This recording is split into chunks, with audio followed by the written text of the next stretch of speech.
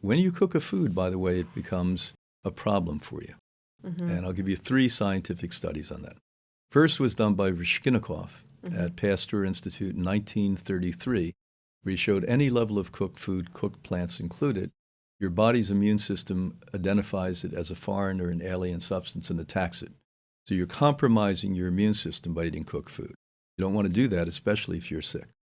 Number 2, 1952, when I was just a little one, they came out with a study and said any heated oil causes heart disease and cancer.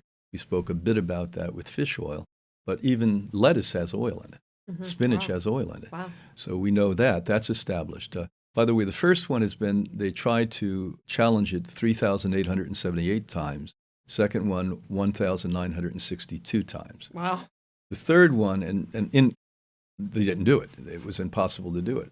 Third one was pretty recent. That's the medical school my son's at in Stockholm, Sweden, and that's called Karolinska. It's the most impressive European school where they do the most research. Now, 38 years ago, they really got in trouble because they came out and said, when you cook a carbohydrate, now what is that? A grain, a bean, bread. Yeah. Yes, it's bread, but they're made of grains. It has a carcinogen called an acrylamide on it. And everyone laughed, oh, they're wrong. It's a done deal. Yeah. It's a done deal now. Yeah. That's been challenged 875 times. So there are real clear reasons. And by the way, they're great studies, and it's impressive, and it may dazzle you. But my work of 53 years, I've watched what happens when we take people off cooked food and we put them on living, plant-based, organic food. I've watched what happened to me. I lost 120 pounds.